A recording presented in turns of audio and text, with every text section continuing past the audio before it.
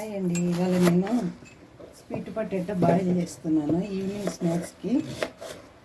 ఇలా అన్నీ చిన్న చిన్న ముక్కలుగా కట్ చేసుకొని కుక్కర్లో వేసి కొన్ని వాటర్ వేయాలి. ఇప్పుడు 1 స్పూన్ సాల్ట్ వేసుకోవాలి,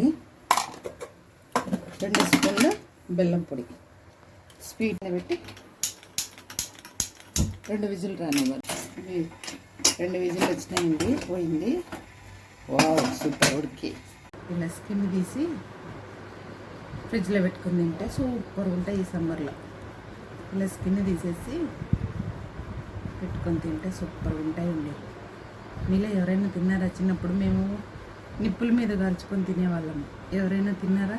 అది ఫ్రిడ్జ్లో పెట్టుకొని చల్లారిన తర్వాత ఇలా రౌండ్లుగా కట్ చేసుకొని ఈవినింగ్ స్నాక్స్ లాగా తింటే సూపర్ టేస్ట్ ఉంటాయి.